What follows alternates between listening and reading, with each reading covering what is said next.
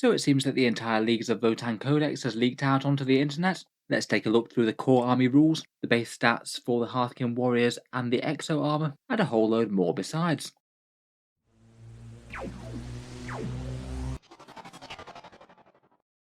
Hello and welcome back to Warsbets Tactics, where today we're talking Leagues of Votann once more. Games Workshop have been showing us off a whole load of cool new models and rules over the past 24 hours or so, including that shiny new Leagues of Votann starter set, the one with the Codex and a bunch of models. That's going to be coming in September, and I'm going to guess that the existence of that box is why we've had the entire Codex leaked to the internet early. It often seems that the codexes that appear in those sets tend to get out a bit earlier than other ones, due to Games Workshop having to ship them around the world, and it means that they often fall into the hands of people who don't really care about keeping it a secret. In this video I thought we'd talk through the core interesting army rules, go over a couple of nice unit profiles, and some interesting rule sections from the Codex, just a few things that have been catching my eye as I've been going through making a full Codex review. After this, expect a follow-up video where we take a look at the land fortress in a bit more detail. That thing's got a pretty mighty railgun. And then as soon as possible after that, I'll try and get out the full Leagues of Votann Codex review, so feel free to check back later or subscribe if you'd like to see that. In any case, these are the major core rules for the Leagues of Votann Codex. Perhaps one of the small disappointments from the Leagues is that it doesn't seem that the Leagues of Votann can take allies in any form. It's not impossible that there could be a section missing from these Leagues rules to give them some sort of small ally type ability, but all signs seem to be pointing that they are going to basically be treated as a new Xenos faction, maybe in the same way as the Eldar are the Space Elves, these guys are the Space Dwarves, and even though it seems like they're well capable of cooperating with humanity, it doesn't seem like they're going to be on the tabletop, nor does it look like they're going to be available for allies for the Tau. Who knows, maybe in a future Tau decks we might get some sort of ally rules that allow a detachment of Demiurge or something if they wanted to do something funky with the lore. In any case, for actual core rules for the army, we've already seen Void Armor, which does indeed appear to be on every unit that they have, including the big ones like the Land Fortress. It is basically Armor of Contempt, so worse than AP by -1 against anything that isn't AP 0. And on top of that, it counters some common reroll mechanics, so you can't reroll wounds or damage results against these units. It means CP results for damage just aren't going to be a thing here, and it does counter quite a lot of special rules, such as, say, Space Marine Lightning Claws. Another rule that seems to be common on every unit in the book is one called Steady Advance. It seems that the kin aren't going to be able to achieve any massively fast speed across the tabletop, but they do seem to move forward very reliably at least, and not a lot is going to stop them or get in their way. First up, they ignore modifiers to their move, advance and charge rolls, so quite nice that they're not going to care about difficult terrain really. And in an interesting little side grade, they also auto-advance 3 inches, so you're not going to be able to spike and get a lucky roll to maybe just sneak onto an objective, but on the other hand you're never going to roll less than a 3, so you know exactly how fast they're going to be moving pretty much all of the time. For things like the bikes and vehicles, they have the accelerated keyword, so they move forward 6 inches instead of 3. Next up, the Judgment Token mechanic does appear to apply to both range and melee. That's the very powerful Auto Wound on X ability, where if you've got 3 Judgment Tokens, you get a Auto Wound on a 4+ to hit. It doesn't look like there's any way of taking them off a unit once they've got them, and also it seems like there's even more ways that the enemy can just acquire Judgment Tokens over the course of the game. We know about the one where if they kill a Votann unit they get one, but also on top of that, if a unit does an action or a psychic action, they also gain a Judgment Token. Not exactly good for things like Tower Marker Lights. And finally, at the end of each of your opponent turns, you select one enemy unit within range of an objective marker, and that unit also gains a Judgment Token as well. Between that, plus a Carl, plus any stratagems that you want, the enemy army is going to rapidly get covered in the things, and it's going to make them much easier to kill in later rounds of the game. Finally, the Leagues of Votann have 3 different unique weapon types that aren't available throughout most of 40k. A weirdly boring yet interesting one is Hunter weapons. These essentially have the special rule of having no special rules. You literally just get the flat number of shots whether you move or stay still. So a Hunter 3 at 24-inch range weapon would get the same number of shots at normal ballistic skill, basically treating exactly like an assault weapon, but you can't advance and shoot them. It means that generally you're not going to be advancing and shooting the Votann around the board, but these weapons basically replace heavy weapons army-wide. Even the things like the Devastator equivalent Brockier Thunderkin have them, so it means that you're never going to be taking a move and shoot heavy weapon penalty.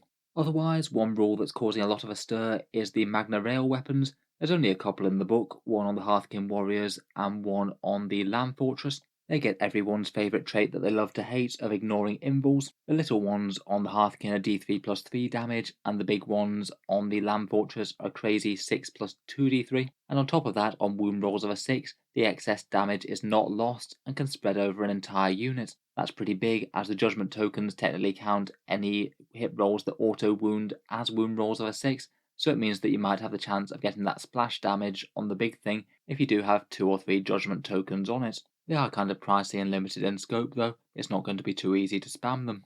Finally, there's beam weapons, which seems to be Games Workshop trying to finally make the beam weapon type thing work. They are draw a line units to their intended targets, and they hit things that are on the way as well. But it does actually look that from the damage profiles of these things, they might actually be worth considering for a change. Usually these beam type effects tend to represent fairly underwhelming psychic powers across the galaxy.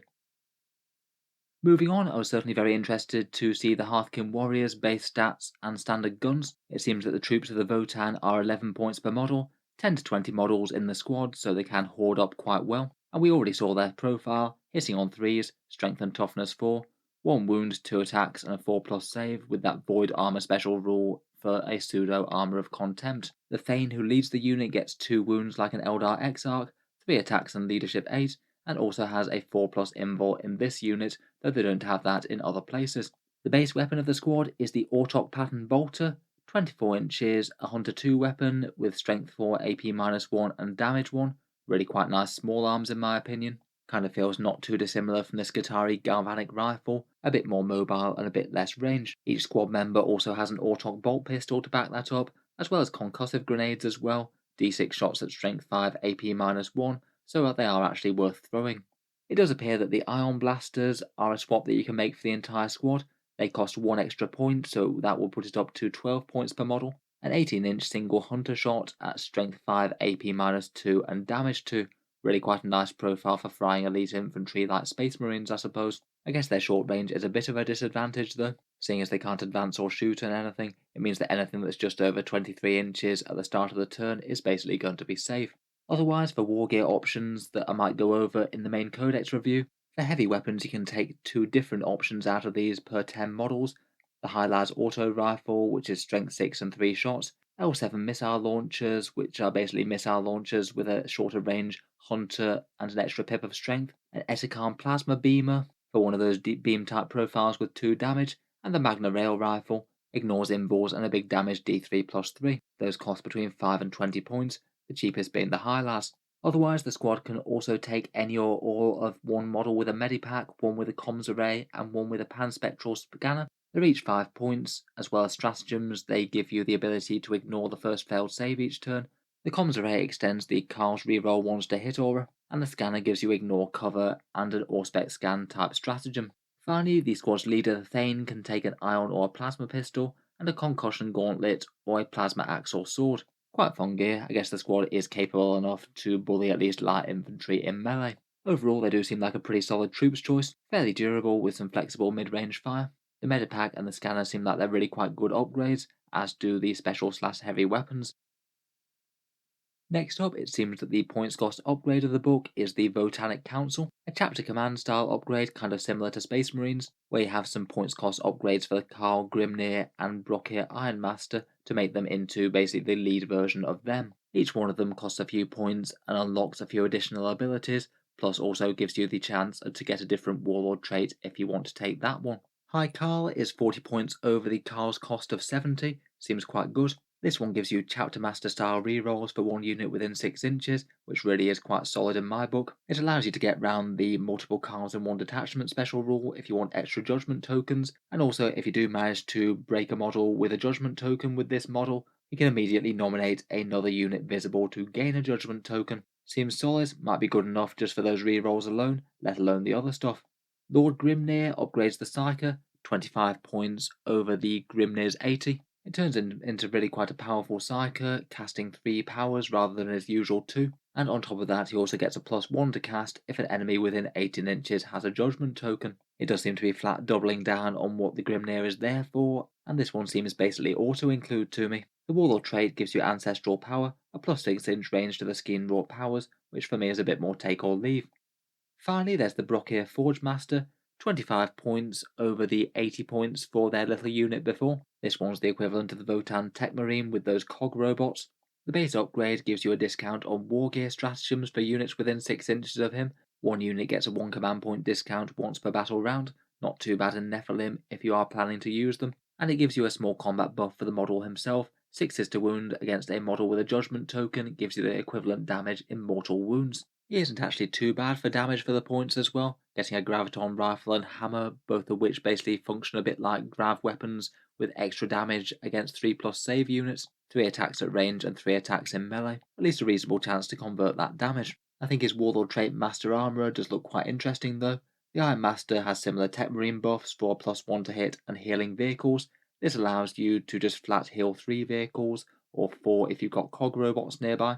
Plus, once per battle round, a failed save for an exosuit or vehicle unit within 6 inches is changed to damage 0. That could protect the Brokir Thunderkin or one of the vehicles, and again that seems like a great buff. I sort of feel like the Forge Master upgrade might be a main way to get that Warlord trait, as it does seem an incredibly powerful one for just a 1 CP upgrade. Honestly, the Votann characters do look like they're some very good value for the points. It doesn't seem like it'd be a terrible choice to take this entire High Council in a list. It wouldn't even cost all that much. Moving on, I thought we'd take a look at some exo-armoured goodness with the Einhyr Hearthguard. They were a unit that was shown off in that battle report, but we didn't really get to know all their stats all that much. They're an elite choice for 35 points per model and a core infantry unit, and you can take them in squad sizes of 5 to 10. They really do seem to be playing as the Votann version of Terminators. Their exo armour gives them a 5-inch move. They hit on 3s with a big strength and toughness of 5, only 2 wounds but 2 attacks, leadership 8 on the Hearthkyn Sergeant, and get a 2+ save with the Void Armour rule. They do only have 2 wounds apiece, but they get -1 damage baked in. Honestly, perhaps that's still not quite as tough as I was expecting for these guys. Damage 1 weapons should be at least fairly effective on them, but still, as anyone fighting Terminators at the moment would tell you, 2+ saves with an Armour of Contempt rule and light cover can be very hard to get rid of. In combat, the squad has the choice of 2 different weapons, the Plasma Blade Gauntlets that you can see here, or Concussion Gauntlets. The Concussion Gauntlets will be striking at Strength 8, AP -2 and Damage 2, really quite a nice all-round profile but not that many attacks, and the Plasma Blade Gauntlets are +1 Strength, AP -3 and Damage 1. They are a lot less strength but do give you +1 attack, so are a bit better at dealing with medium infantry maybe. I feel like compared with Terminators, these guys perhaps actually aren't quite as much of a melee threat. It seems like they're a little bit more leaning into range. Speaking of which, with their shooting attacks, all of them get that shoulder-mounted grenade launcher, which is actually fairly potent. D6 shots at 18 inches, Hunter D6, Strength 4, AP -1, Damage 1 and Blast, plenty enough to ruin a light infantry unit. Then in their actual main guns, they either have the Etikarn Plasma Gun or the Volkite Disintegrator. Both cost the same. The plasma gun's 24 inches and a single shot at strength 8, AP -4, damage 2. Interestingly, the Votann plasma weapons don't seem to overheat. And then there's the Vulcanite Disintegrator, 18 inches, Hunter 3 shots, strength 5, AP 0, damage 1, and 6s to wound costs 1 mortal wound and the attack sequence to end. Unit-wise, it does feel like they're Terminators, but with the damage skews more towards shooting. I guess you could make them into a really blendy anti-infantry unit, but I feel like maybe the plasma gun might be the better choice of the two, as they'll already pack a fair punch against infantry with that grenade launcher. Finally, the unit's Headgear gets a few interesting choices. They have to choose between a Weaver Field or a Teleport Crest, both of which are free. The Weaver Field one gives you +1 wound and a 4+ invul, not a bad tank for the unit I suppose, and the Teleport Crest can allow you to deep strike and also use a teleport type strat in game. I guess on a slightly shooting weighted unit, the Teleport one might not be terrible. Seems like there's pros and cons to both there. Finally, the Headgear can also take a Concussion Hammer as well. That's a strength ×2 weapon, so a big strength 10, only AP -2 but a big damage 3, and -1 to hit. Pretty much a Thunder Hammer on a slightly stronger model, but does cost a big 10 points. I think that these guys seem interesting, perhaps a little bit less durable and a bit less fighty than I might have guessed, but a fair bit more shooty. I guess as you're able to take them in massive great 350 point blocks, they perhaps might be one of the most important units for core buffs. Maybe you might see them being run in big single units in a list, taking advantage of the best support available.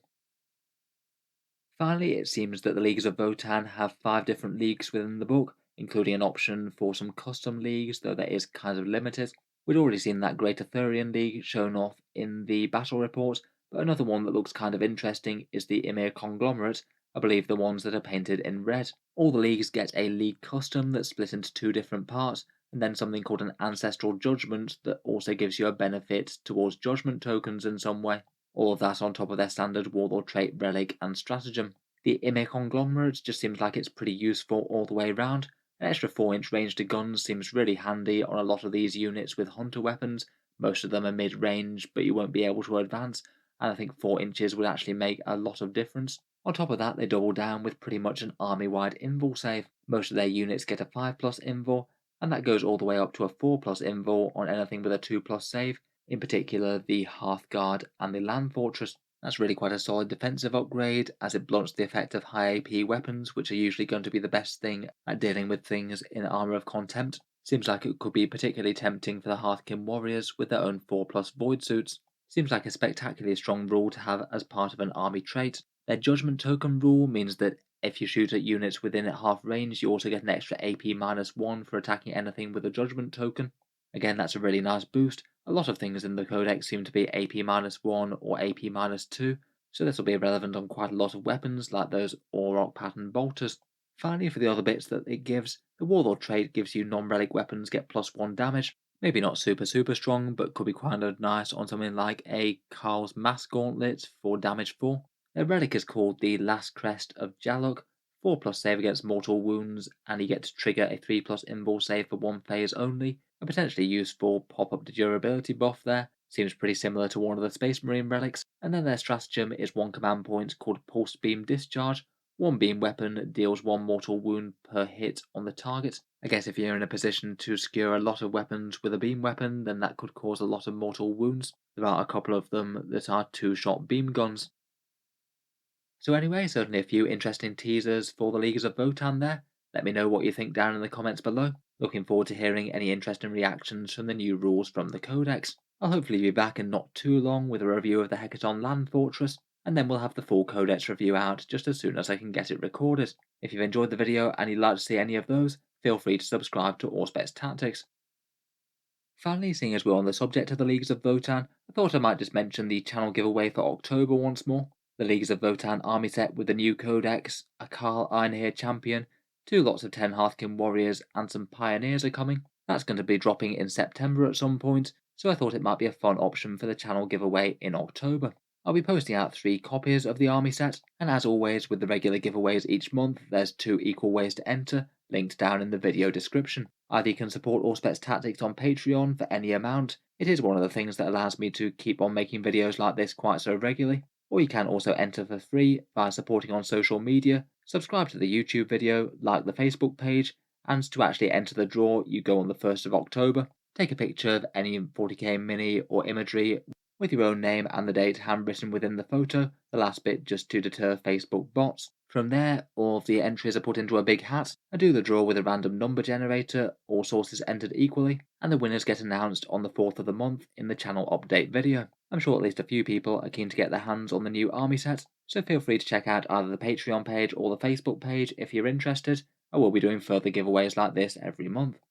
In any case, there's a few other benefits from the Patreon page, getting to see certain videos early, regular votes to see what sort of things come next in the channel, as well as automatic entry into those prize giveaways, so feel free to check it out down in the video description. In any case, an absolutely massive thank you for listening. Rock and stone everyone, and I'll see you guys in the next video.